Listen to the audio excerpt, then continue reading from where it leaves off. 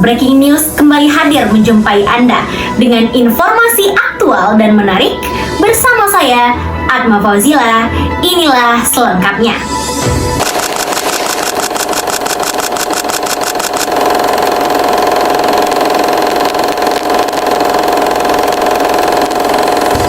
Di era digital saat ini, banyak konten kreator inspiratif yang bermunculan, membawa ide-ide segar dan dampak positif bagi masyarakat. Untuk mengetahui hal ini lebih lanjut, kita sudah terhubung dengan Elisa di lapangan. Elisa, dipersilahkan. Terima kasih Atma, saat ini saya sedang berada di lapangan untuk meliputi langsung sosok inspiratif yaitu Pak Doli Andika, seorang guru informatika yang juga aktif sebagai konten kreator. Mari kita simak lebih lanjut perjalanan beliau dalam bidang pendidikan dan konten digital. Permisi Pak, saya di sini ingin sedikit bertanya tentang pekerjaan sampingan Bapak sebagai konten kreator. Ya, bukan pekerjaan sampingan ya, tapi lebih mengisi waktu luang aja.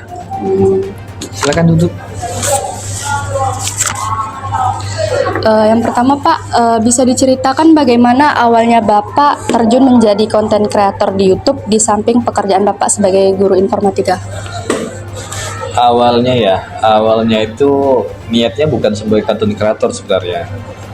Awalnya itu mengunggah video ke YouTube hanya untuk menyimpan data-data Bapak sebenarnya. Jadi awalnya nyimpan dokumentasi tentang keluarga ya.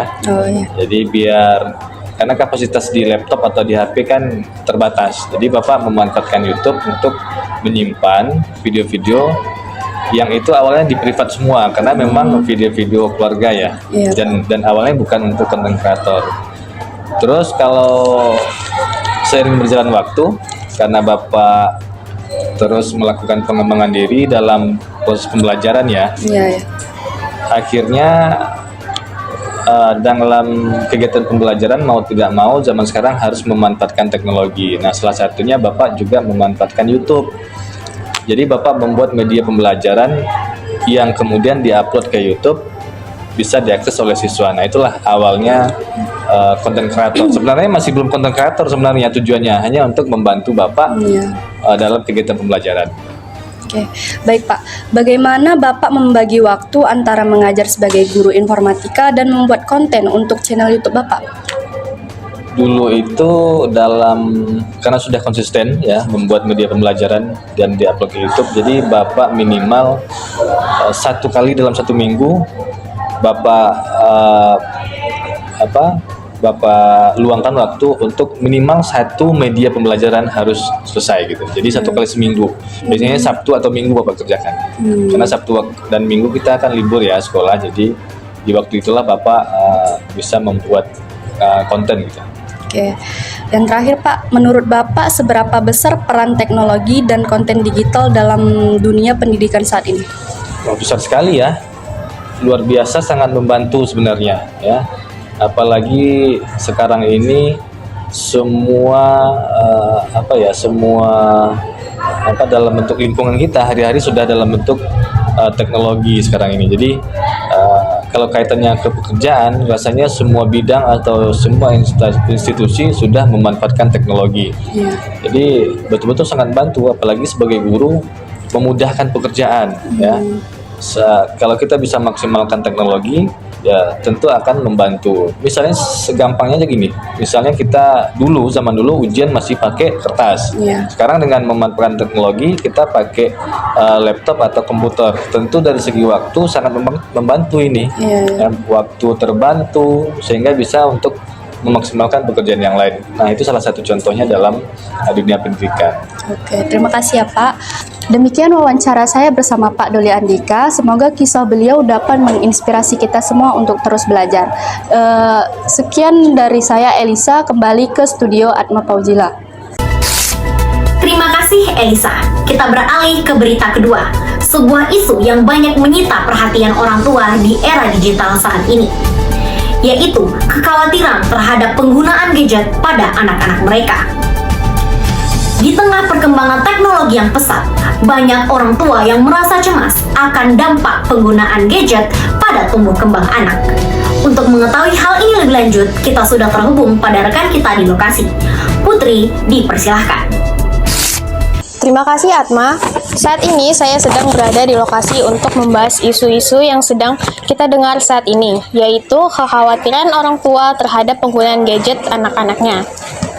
Di sini saya sedang berada di rumah Ibu Intan, seorang ibu yang cemas akan dampak penggunaan gadget anaknya. Mari kita dengar lebih lanjut pengalaman dan pandangan beliau mengenai hal ini. Ini sih Ibu Intan. Di sini saya akan menanyakan beberapa pertanyaan untuk Ibu. Apakah semua anak Ibu aktif bermain gadget? Iya, semua kan. Ini yang paling kecil nih pun ikut. Sebagai seorang ibu, apakah Ibu memiliki kekhawatiran terhadap anak Ibu saat bermain gadget? Iya, khawatir. Nggak yang besar, nggak yang kecil kan. Yang besar nih kadang kan malam-malam pun kurang tidurnya kan. Entah jam berapa kita pun nggak tahu. Ini yang kecil bangun tidur HP. Mau tidur HP. Kalau nggak dikasih kita nggak bisa kerja apa-apa. Nah, itu contohnya tuh. Apakah di rumah Ibu sendiri memiliki peraturan khusus terkait penggunaan HP ini?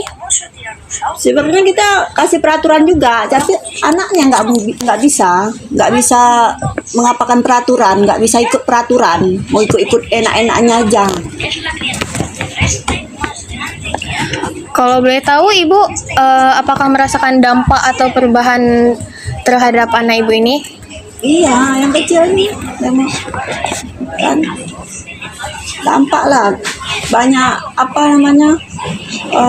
banyak negatifnya kalau HP ini terus kan. Satu, matanya, kita kan takut matanya nanti rusak karena lama-lama karena dia pun masih kecil kan banyak sekarang mata orang rusak gara-gara HP kan banyak. Nggak tengok di luar negeri sana, kalau anak orang di luar negeri tuh sekecil ini pun umur berapa tahun anaknya dipakein kacamata untuk nengok HP kan. Kalau kita nih ya kalau bisa kita beli kacamata kan, bukannya murah kacamata apa.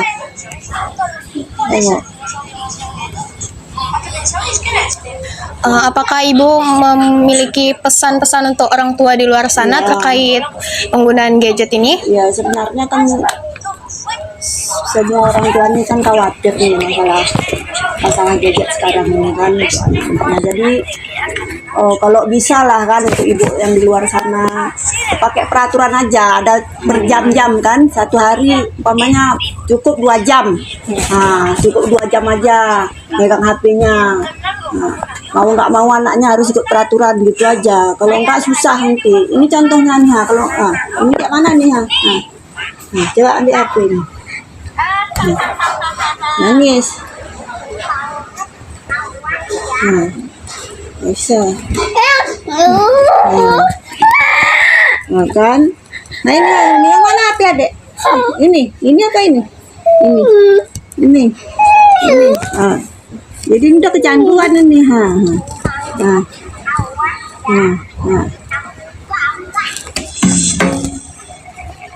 Oke Ibu, terima kasih untuk Ibu Intan sudah menjawab pertanyaan kami. Demikianlah wawancara kami dengan Ibu Intan. Semoga cerita beliau ini bisa menjadi bahan untuk refleksi bagi orang tua di luar sana. Terima kasih kepada Ibu Intan. Kembali ke rekan saya Atma Fauzila di studio. Demikianlah rangkaian berita yang dapat kami sampaikan hari ini. Terima kasih atas perhatiannya. Saya Atma Fauzila, izin undur diri. Tetaplah waspada dan bijak dalam era digital. Sampai jumpa di program broadcasting news selanjutnya. Assalamualaikum warahmatullahi wabarakatuh.